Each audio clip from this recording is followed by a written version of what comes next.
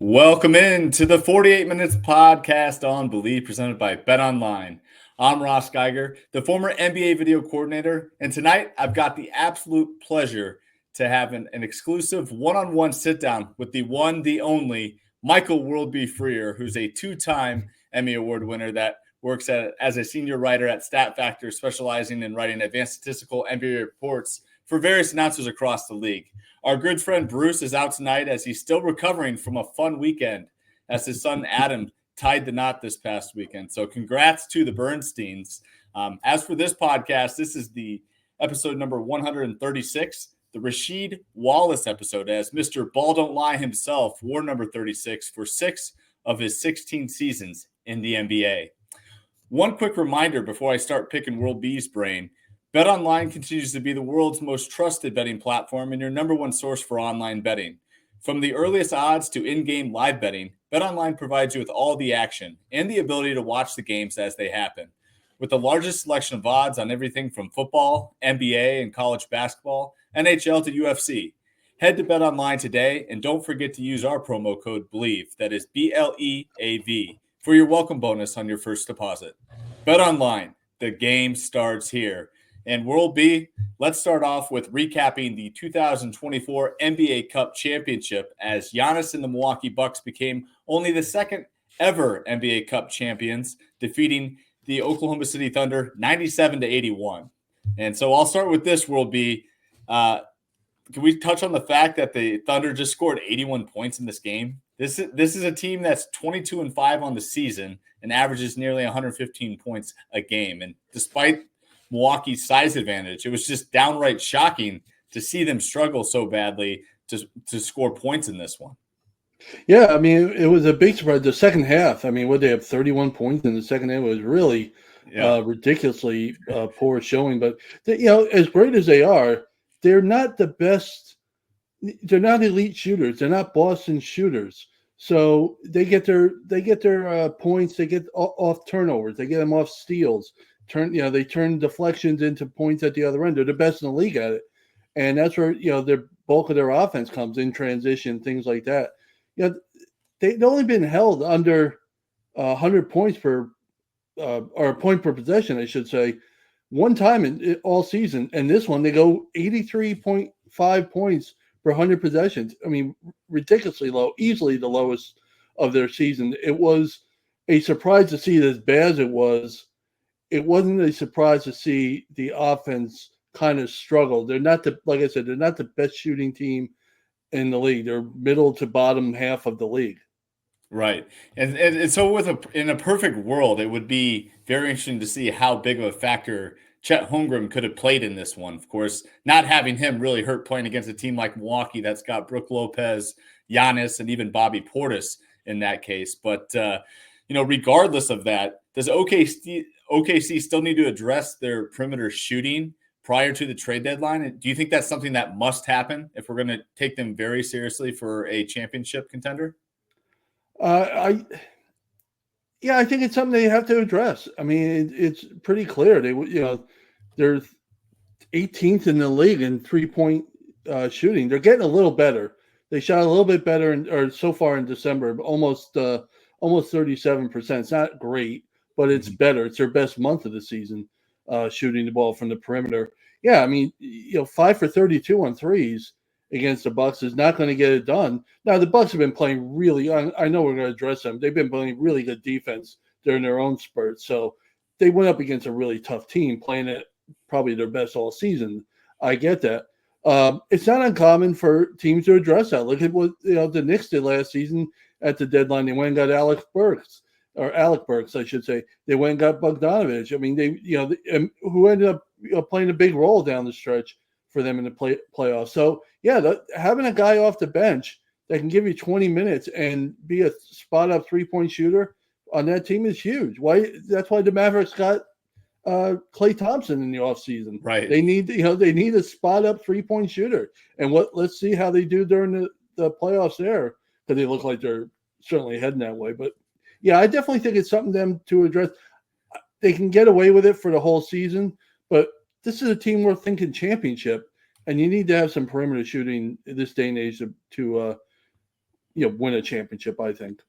Yeah, absolutely. And I think what's funny about this team is when we talk about Oklahoma City addressing issues, they're one of the few teams that are able to do that as far as playoff contenders are concerned. They have all the draft picks. They've got young players that they can throw into certain trades. So I think they need to go ahead and do it too. I'm in agreement with you. They should go out and get a shooter, even if it's not a big time shooter. I mean, even our friend of the show, like a guy like Doug McDermott, just using him as an example here, like any type of shooting to kind of throw into the mix alongside a guy like Isaiah Joe would probably work wonders for this group.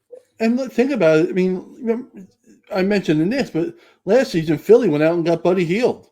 Yeah. And he kind of is in and out, struggled a little bit, but he came up big and certainly against the Knicks when they were successful. So yeah, there's players out there that you can bring in that can give you 20 minutes of quality, play off the bench from 3-point range. And yeah, I agree. I think, like I said, I think they can get through the regular season. They're just too good defensively, and they got too many players. And Jalen Williams is starting to really play like an all-star for them, along with SGA, obviously.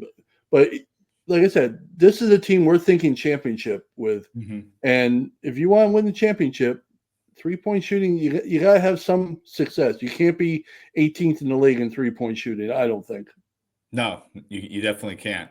Now, I name dropped Doug as a friend of the show. Let's go ahead and talk about another friend of the show who happened to put on an absolute show in Las Vegas, and that is the 2024 NBA Cup MVP, Giannis Antetokounmpo.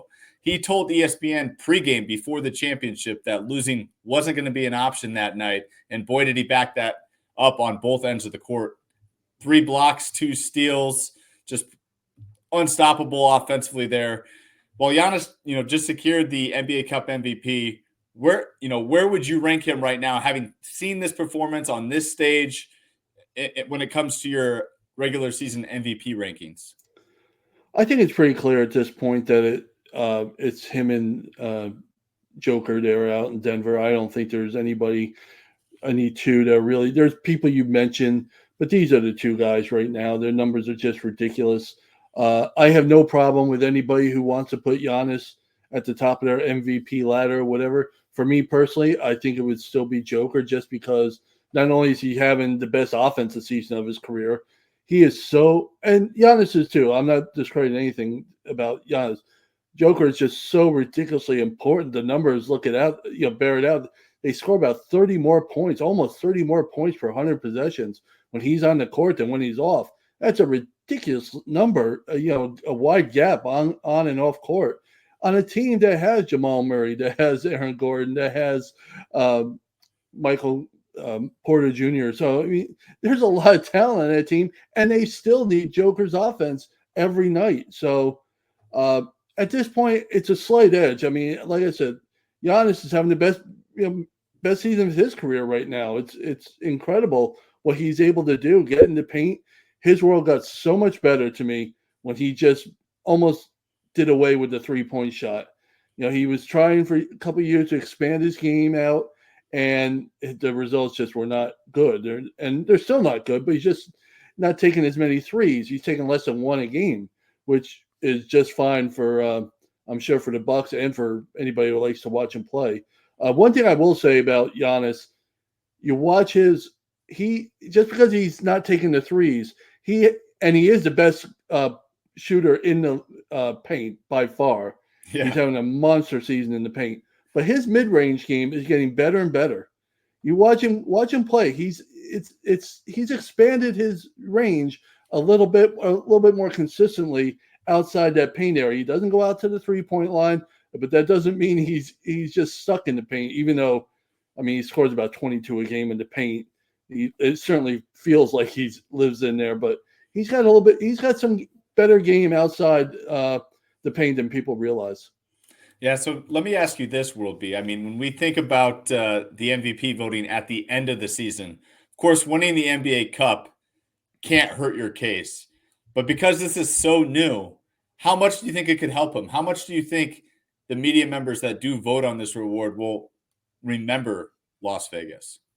I don't think they will at all. I think it'll come down to how the Bucks do, and the Nuggets, I suppose. But in terms of Giannis, how the Bucks finish in the standings, do they get on a roll here? Do they become one of the top 4 seeds in the East? Maybe get up. Maybe they keep rolling. They're on a roll right now. Maybe they keep it going and they get up to the 3rd seed, perhaps. I mean, these are the things that I think are going to resonate with MVP voters. You keep putting up his numbers. He had a triple-double in that game in the NBA Cup championship, along with the blocks, along with the steals. I don't think what happened in Vegas is going to it's going to stay in Vegas, as the line goes. Yeah. And that's not to take anything away from what he did. It's just we're talking December, and we're going to be asking people in March and April to give us their MVPs. People aren't going to remember December, I don't think. But he's got the cup. I said this last year. You heard me say last year. Whatever you think of this, the only reason it's continuing and it looks like a success to me is because the players have bought in. Yeah. And they're getting a nice paycheck at the end of the rainbow. That's fine.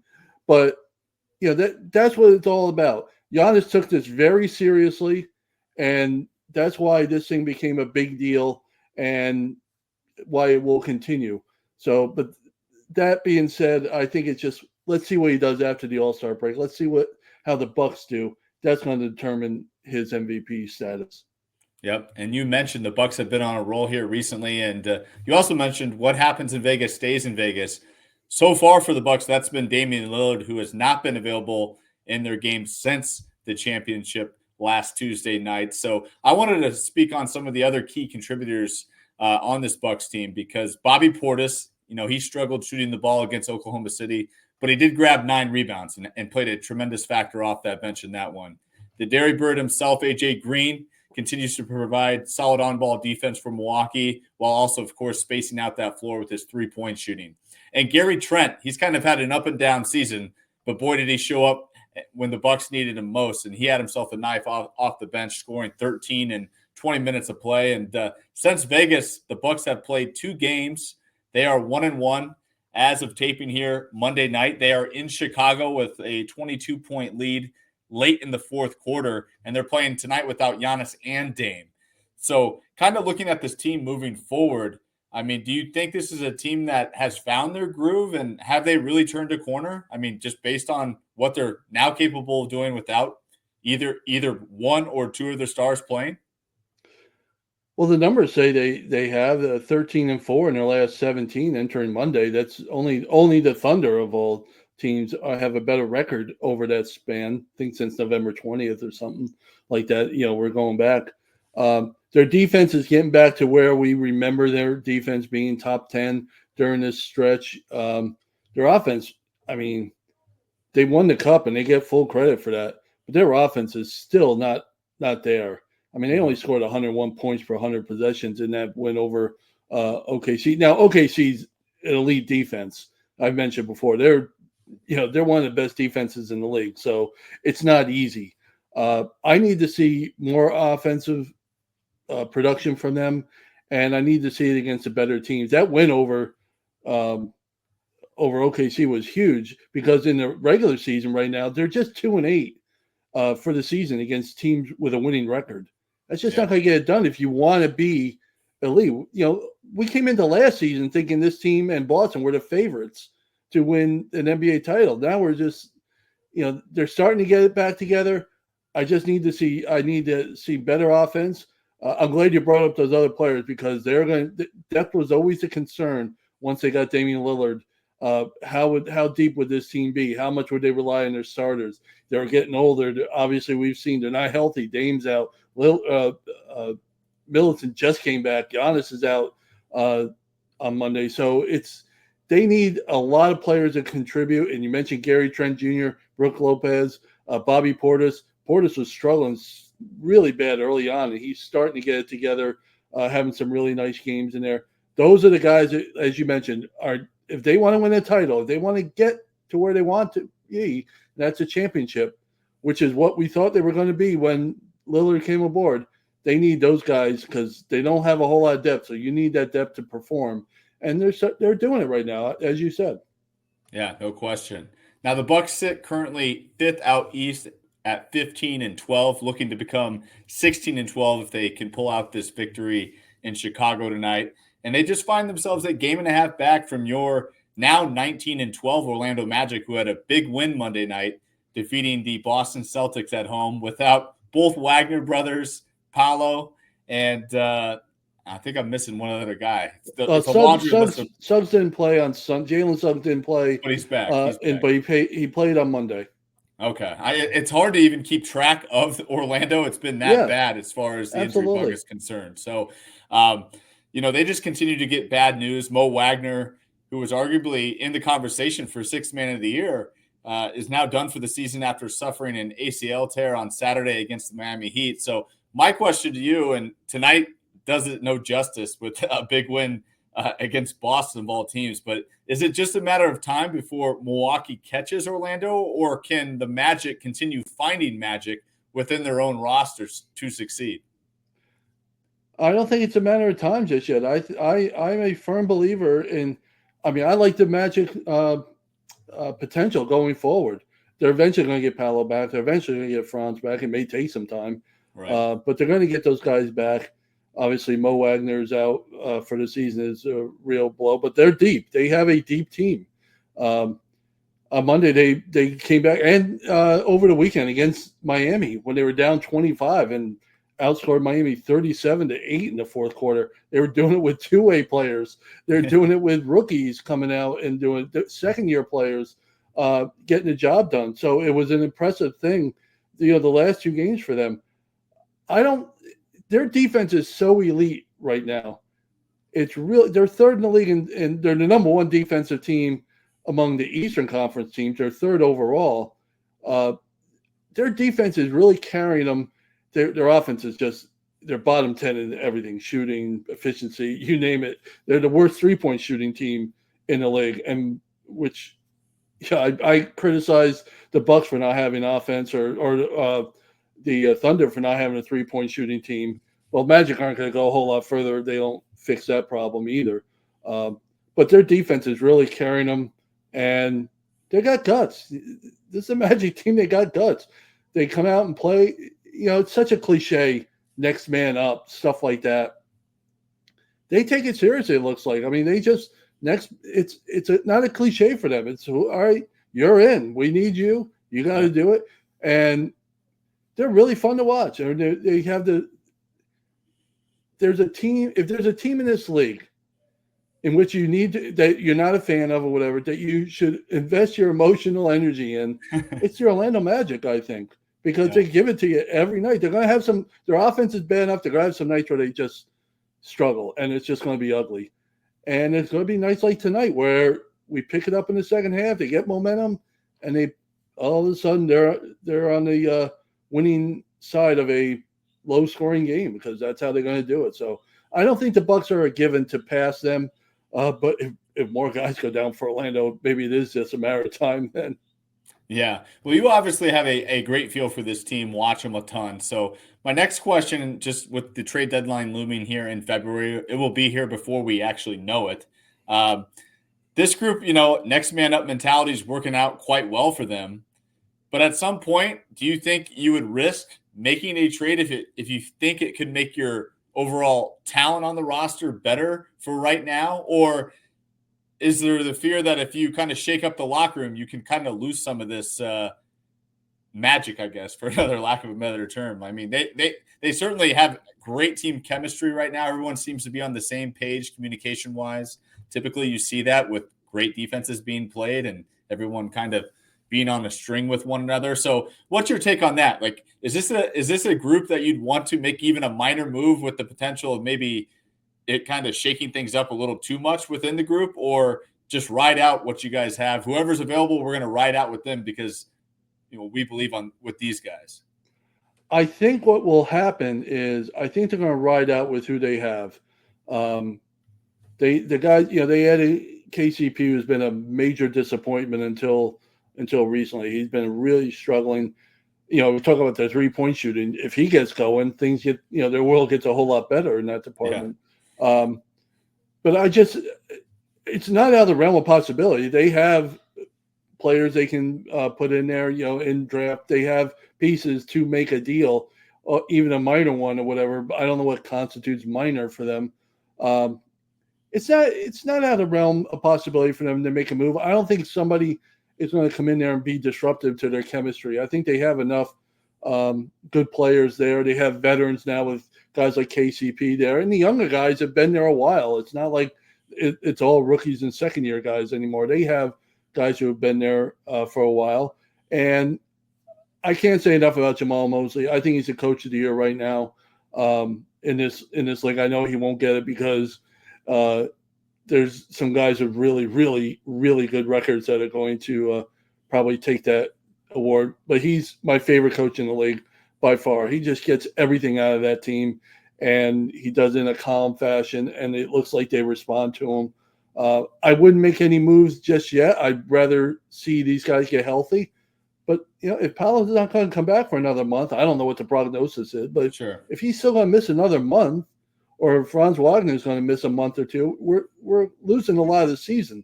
So then you could see some moves being made to help their certainly to help their perimeter shooting. Yep, no question. And I'm right there with you with Jamal Mosley. I don't unfortunately think he's going to win the award, but as far as coaches being able to make adjustments, he has mastered that in Orlando this year and deserves a ton of credit. We're going to go ahead and take a quick break and come back with you for the second half. And we're back here on 48 Minutes. World B, let's go ahead and discuss another one of your favorite teams. And I'd be willing to bet this was one of his favorite Knicks victories on the season, as Karl Anthony Towns made his first return to Minnesota last Thursday night with the Knicks flat out dominating the Wolves 133-107. And the Boo Birds were out early in Minnesota, weren't they, World B? Yeah, I mean, well, when you give up 73 points and a half, you're gonna hear it from your hometown crowd. Yeah, and that was a game where one team was ready to go and the other team was not. For whatever reason, I was really surprised, just not because the whole matchup between Randall and Karl Anthony Towns returning, who got a nice ovation, by the way. I thought they did a nice job for him. But Minnesota's defense coming into that game had been incredibly good. I mean, they held 6 out of the previous 7 opponents under a point per possession. I mean, it was ridiculously how good they had been playing. And then the Knicks come in there and just put blow the doors off them.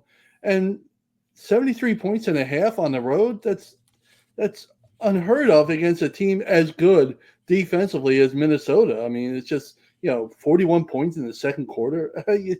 What are you supposed to do with that? And obviously, Karl Anthony Towns came to play the 30-20 game.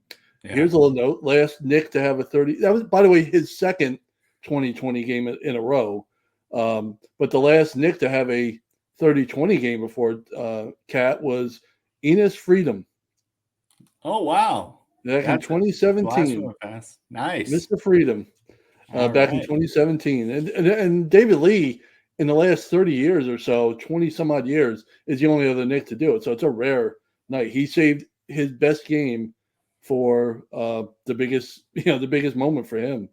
Yeah, and I want to take a quick moment here to discuss Mikal Bridges, because things got off to a rocky start for him this season as he put on the Knicks uniform. But seems like the shot's now developing. He's gotten a better feel for the new release, and he's put together a nice 10-game sample size of real strong play. And we're now seeing the offensive side of Mikal that the Knicks also traded for.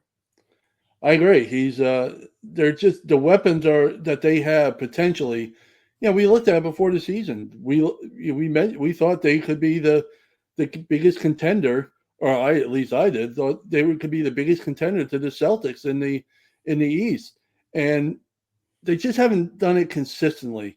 They have nights like that, and then they'll flop against somebody that you don't expect to flop against, and that they get tired. They get their starters play more minutes than any starting lineup in the league by far. So they get a lot of time on the court, not a whole lot of bench time, but the star power that they have with Brunson, Karl Anthony Towns, Mikal Bridges, Josh Hart, OG Anunoby, they absolutely, if they get consistency, they keep it going, they can absolutely contend for the East still, I believe. And clearly they're going to do it, as you mentioned, offensively, because there's just too many offensive weapons, and that's the path that they have.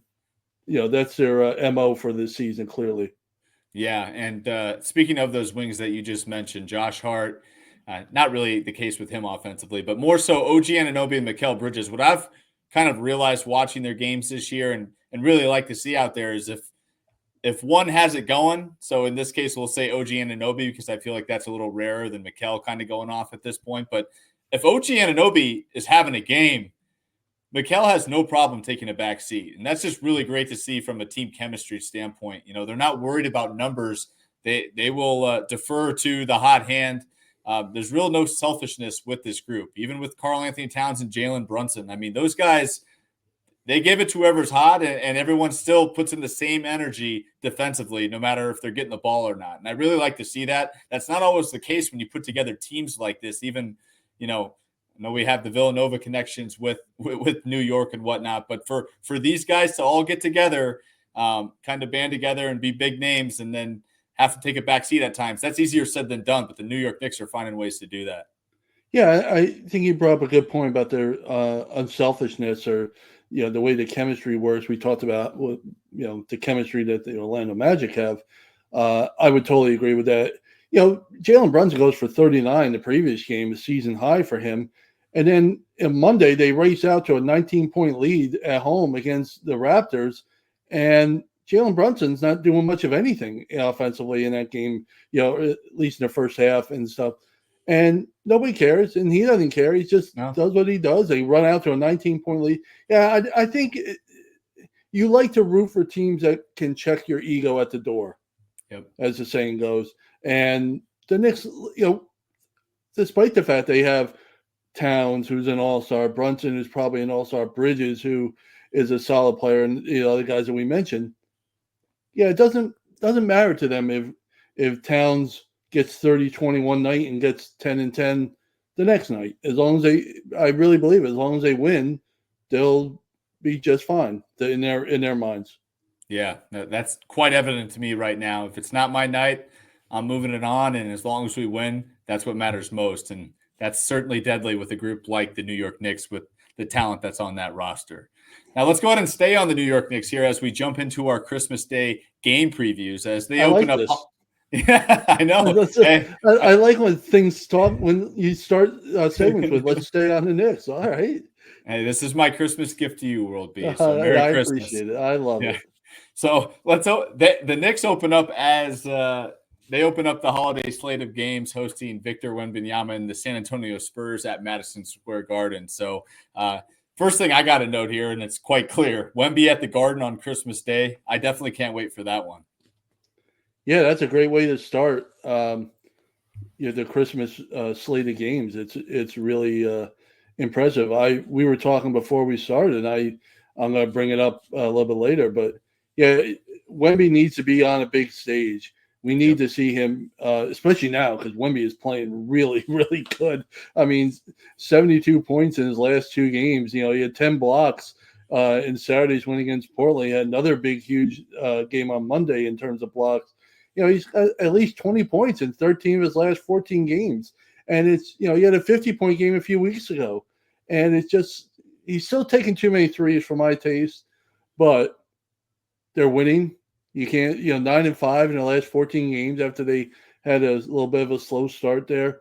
So they're playing better. They're going to be on a big stage. Wemby's playing as good as we could ask them to play at this point. So it's going to be a fun. The Knicks certainly going to have their hands full with him without anybody, Karl Anthony Towns can match up with him or whatever, but after that, it's going to be interesting to see how they match up with him.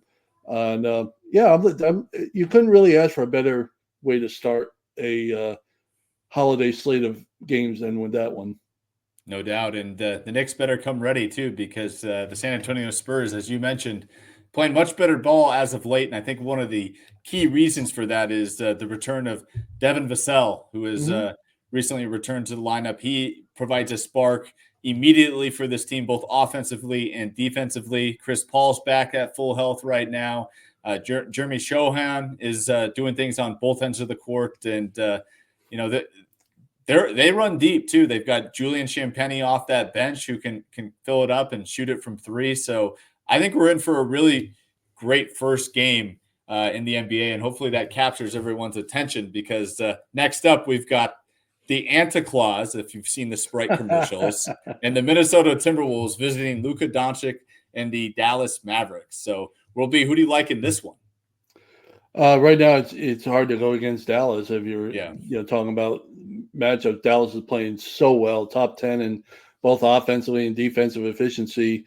Very quietly too. We don't discuss them among the elite. We discuss OKC, we discuss the Celtics, and they kind of almost under the radar, really. And you look up, and kind of like Memphis was, until we looked up and Memphis was really good. Dallas is just going about their business. We're winning games. We're kicking butt, and they're doing it both ends of the court, and that's big for them. Offensively, number 2 in December so far, so they're starting to get in gear. Luka was struggling so badly the first few weeks of the season shooting the ball. He seems to have gotten that out of his system and is playing much better. And the talent is absolutely there for them to make another trip to the finals. And this will be a good test. Let's see if Minnesota's performance against the Knicks last week was an aberration, or is it something to be concerned with. Yeah, I'm looking forward to this one. I'm actually going to take the Minnesota Timberwolves in an upset here, just to spice some things up here for the holiday season. I think with the big men that they have, and Julius Randle could cause some issues for them down low if he can get going. I'm just feeling a big game from either Randle or Edwards. But if I had to put my money on it right now, I'd say Julius Randle, just because Edwards is there's games where Edwards doesn't look like he's really that into it right now, if you ask me. Well, it's funny. They have Julius Randle, who's been a 20-point game guy for them. Obviously, Anthony Edwards is 20 to 25 points every night. And yet this is a team that's been under 110 points in 13 out of the last 14 games. And the only exception during that stretch is we went 111 points against Houston, and they needed overtime to do that. So the offense is really struggling for Minnesota right now. They're getting absolutely nothing, despite the fact that I'm told they have all these great offensive weapons. So when are these guys going to explode here? We're not asking for them to be 130 a night, but you got to do better than what you're showing right now offensively. Yep.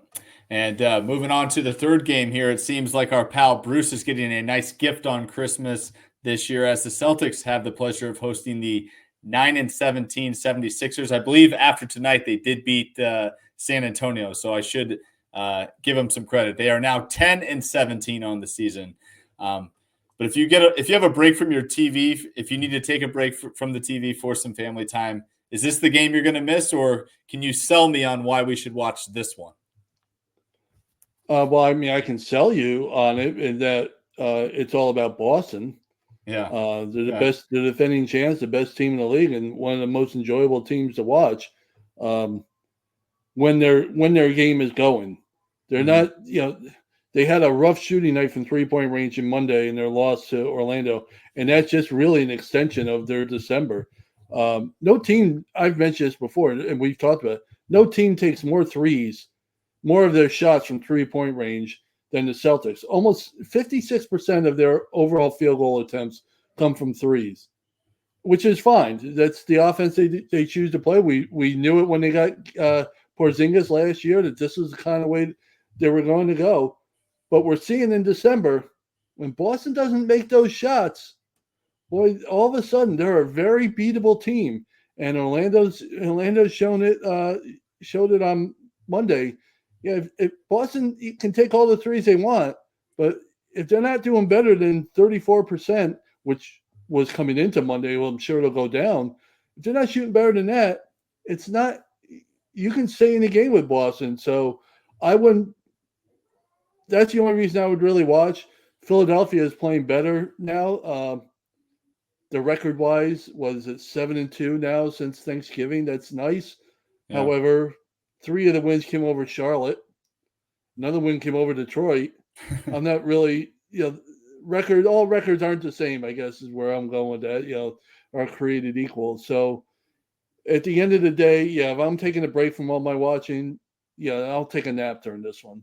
All right. I mean, I guess the one interesting spark we got from tonight is Joel Embiid was tossed early in the game tonight on Monday night against San Antonio. So he should be well rested, ready to go, maybe even fired up to play on Christmas Day at Boston, where I'm sure he's going to be heckled quite a bit. So I know he doesn't play. I know he doesn't play on back-to-back games. The second night of back-to-back. Does he play on the game following ejections? I don't know what his rule is on that. We'll have to find out. I guess tune in to watch on Christmas Day to see how he plays his work management schedule. Yep.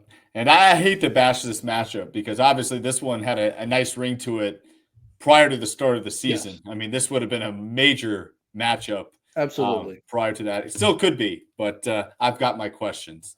Now, moving on and shifting to the West Coast, our second to last game is a familiar one. It is LeBron and the Lakers visiting the Bay to face Steph Curry and the Warriors. What are your thoughts going into this matchup? My first thought I wrote down here is this LeBron's current team versus his future team. Is that the matchup we're interested in here? For the record, I say no. Yeah. Lakers are playing. They're really interesting. Lakers are 4-1 in the last 5. They won 3 in a row. Their defense is number 1 over the last couple of weeks. That's how they've done it, holding teams under a point per possession. But their offense in December is the worst. But they're still winning games. This is how the Lakers have to win games to be a contender. When you have a player like Anthony Davis as your best player, you need to win the games on defense, and that's what they're doing right now. So it's been impressive that their defense gone up the last 3 games during this 3-game win streak. Memphis and Sacramento twice, 2 teams that are in the top 10 in offensive efficiency, and the Lakers have been able to beat them both. 3 games when you consider the Kings twice. So the real interesting thing about this, for whatever reason, Max Christie is making a difference on this team. Hey, they put him in the lineup, in the starting lineup in the last 3 games. Him and the other Christie and the other 4 regular starters for the Lakers, they're outscoring opponents in 51 minutes of them together in 3 games by 24 points. So that's basically a full game, a little more than a full game. So it's really weird how they do it, but they're absolutely doing it with defense. Oh, yeah. Yeah, that was what I was going to bring up with that because they switched out D'Angelo Russell and threw in Christie. And so now you got Reeves, Christie, Rui, AD, and LeBron's smart enough to kind of play the field and make reads defensively. I wouldn't call him a good defender, but he can be when he wants to be, is what I've seen from LeBron this year defensively. And quite honestly, if you're LeBron James and you see a lineup and D'Angelo Russell's not on, wouldn't that inspire you to greatness too, to pick yourself up? So putting D'Angelo Russell there on the bench for a while is I know I put it on Max Christie in the success, but it's probably addition by subtraction with this team right now. Totally agree with you there. Now for our nightcap, we've got KD and the Suns playing host to the Joker and the Denver Nuggets, which is quite funny because also as of Monday night, the Joker is actually hosting KD and the Suns in Denver. So it's going to be a back-to-back, a home and away for these 2 teams. But Suns have been struggling. I mean, they lost to Detroit on Saturday night. Devin Booker is out of the lineup right now. Brad Beal is, at the moment, healthy, knock on wood, Suns fans. But what's your thoughts on this game? Obviously, Denver hasn't been that hot to start the year. These are 2 teams that are desperate for wins in the Western Conference to kind of stay afloat right now. So you're going to go with the Joker or KD at home? Honestly, at this point, I'm inclined to go with Denver. Yeah. And it's really nothing special. Neither team is really, as you mentioned, been impressive. There's no reason to really throw all your support behind one of them. No. One team has Joker and the other team doesn't. At this point is really where I'm looking. For Phoenix, their defense, which is really surprising when you got Coach Bud, their defense is not good these days. 24th in the in defensive efficiency for the season. I never would have expected that from a Coach Bud team, given his past success. And last two games, 123 points per 100 possessions on average against in their last two games to Indiana and Detroit. And two teams that you should handle your business against the way things are this season. Indiana's playing better, and Detroit is playing better too, I should say. But they're not. They shouldn't be at the Phoenix, the level of the Suns, especially at home. So it's really the Suns are a disappointment. You mentioned Bradley Beal; he's healthy. Defensively, that has not been a plus for the Suns because they're really getting spanked at the defensive end when he's on the court. And there's reasons why when the rumors started floating around about Jimmy Butler coming from Miami to Phoenix, that Bradley Beal's name was somehow mentioned going to it wasn't. I guarantee you that rumor was not spread by Miami people, with Bradley Beal coming aboard. That was somewhere in Phoenix going, if you want Jimmy Butler, you want us to take Jimmy Butler, you got to take Bradley Beal because there's a reason for that. Yeah, doesn't seem like a fair swap there. Now, one last follow-up on the Suns here. You've talked a lot about Bud's defense, and I think Bud's a heck of a coach. But when we look at this Suns roster compared to what we knew with Bud in Milwaukee, I think it's easy to agree that Nurkic isn't a Brook Lopez, KD isn't Giannis defensively, and of course Brad Beal and Devin Booker. Booker, played well in the Olympics defensively. He's still a solid defender, but he's also no Drew Holiday. So how much do you factor that in too? It's like, he's a great defensive coach if you give him some defensive players. Oh, that's fair. That's fair. I don't think Kevin Durant he's not Giannis defensively, but he's not a liability. No. And as you mentioned, Devin Booker is fine. Yeah. In the middle is tough for them. And as I mentioned, Bradley Beal, his defense leaves a lot to be desirable, just the nicest way to put it. You could definitely I know the rumors are flying around, and I don't foresee it happening because I just don't think the Suns have the pieces to make a deal. But Jimmy Butler would definitely fit in with this team as far as leadership, as far as defense, and providing some offensive stability for this team. I just don't know where they're going to need to outscore teams, and they had the firepower to do it. I mean, there's no question they do. And playing at home, playing the Nuggets, who are just as up and down as Phoenix, you could definitely take Phoenix and like your chances there. But who's stopping Joker on that team? Yeah. I mean, nobody in the league is really doing it, but if Joker's interested, he's got his game face on and he's interested, he should have a nice Christmas Day game. Yeah, triple-double alert. You heard it here first on 48 Minutes. Really going out on a limb there, aren't you? Oh, yeah. Big limb. He's only averaging a triple-double. Why? What? A big-time triple-double. How about that? Oh, okay. You didn't say that before. Don't make me define what big is, though. All right, and as we get to our final thoughts here, I thought we'd get your thoughts on all the talk about the NBA's ratings decline and what you think what's contributing to that, what you're seeing. Is it alarming? Are there any concerns? Just what's your overall thoughts on the NBA season moving forward and the NBA for years to come? Is this something that we need to be concerned about? Well, I think not me. I'm not concerned because I love watching. Sure. I'll watch it every night. It's one of those few. It's one of those few. It might be the only sport. I shouldn't say the only sport, but it's one of the few sports that I enjoy. I can just watch two teams that I'm not interested in, as we'll see on Christmas. Two teams that I'm not invested in as a fan, and watch and be entertained.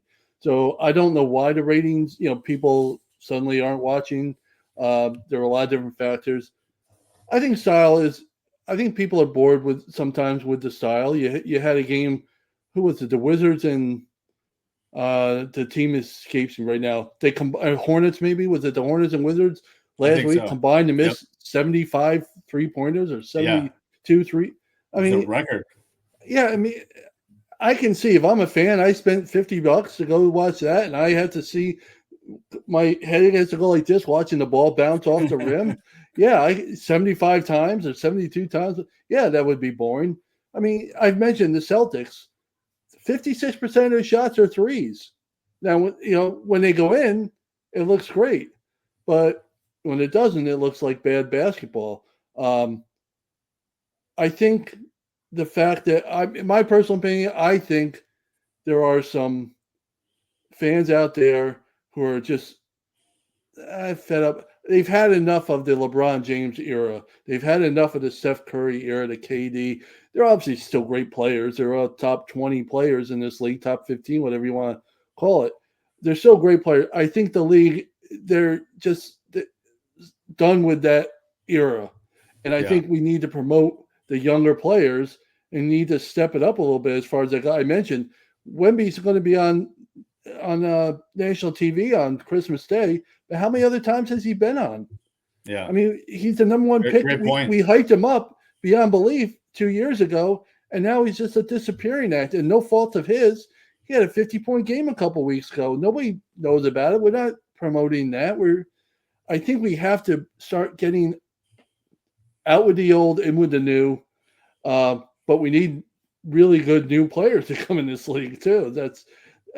We have the potential there, but we need to promote the younger guys a little bit better. And I think, like I said, I think the league the fans are starting to get a little done with that era of LeBron and Steph and KD, great as they are. I think some fans are probably I've had enough. Yeah. And I think one thing that's definitely not been helping here recently, especially with the clips going viral on social media. And look, I'm the first person that likes to give credit to officials, show them as human beings, and obviously dedicate shows to them, because I think it's cool to bring some light to their impact on the game, and having one of the toughest jobs out there, in my opinion. Being an NBA referee is just impossible. But what we've seen this past week has been quite brutal. I mean, we had a towel boy in New Orleans against the Knicks get a technical foul for incorrectly getting on the court to wipe up sweat while play was still going on. And then we had just Monday night, Andre Drummond was ejected from a game, not even making any physical contact with Wemby.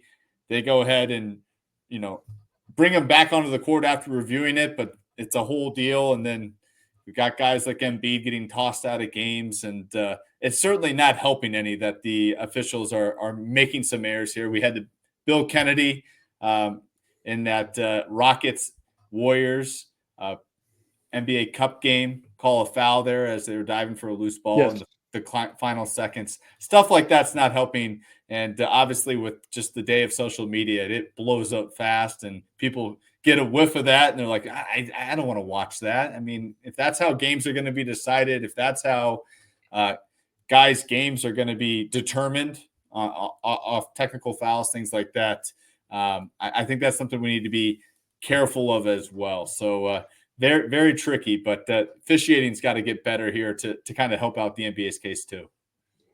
I don't have a problem with that. I think they're being asked to officiate a different style than they're probably, especially veteran officials, than they're used to officiating. I think they're calling it way tighter to avoid confrontation, to avoid problems like skirmishes or whatever you want to call it. I think they're trying to call it. They've been calling it tight for a long time in an effort to increase scoring. Scoring was a problem for decades, and they decided to call it tighter. More fouls, more shots at the free throw line, more points. That's how we get our scoring back. And I don't disagree with you. I do think it's not as much on the officials as it is the league demanding that they call the game the way they're calling it. I don't think they like to do it sometimes, but I think that's the orders. Yeah, no question. And with that will wrap up tonight's show here. And I want to wish you a very Merry Christmas and happy holiday season along with our listeners. And want to thank everyone for tuning into tonight's show. And that will do it on the 48 Minutes podcast presented by Believe. Thanks for tuning in, and we'll be back with you next week to be sure you're up to date in 48 on all things around the association. Take care, everyone.